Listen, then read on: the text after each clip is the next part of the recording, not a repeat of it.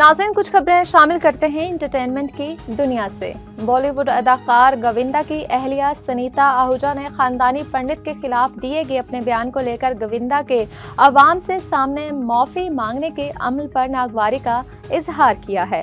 कुछ रोज कबल सनीता ने अपने पॉडकास्ट में जाली पंडितों से मुतालिक बात करते हुए कहा था, हमारे घर में भी ऐसे ही एक शख्स मौजूद हैं।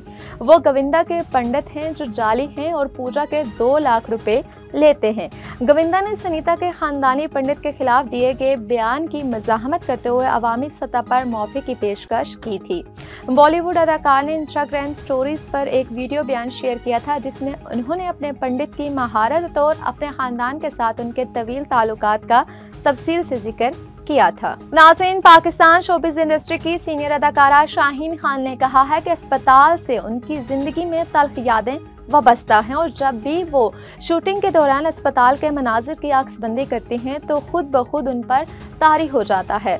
हाल ही में उन्होंने एक पॉडकास्ट में शिरकत की जहां उन्होंने अपने कैरियर और अदाकारी के तजुर्बात में बात की। उनका कहना था कि बहुत कम ऐसा होता है कि कोई किरदार उन पर मुकम्मल हावी हो जाए, लेकिन कभी कभार कुछ किरदार ऐसे होते हैं जो जहन पर तारी हो जाते हैं और इनसे निकलने में काफ़ी वक्त लग जाता है।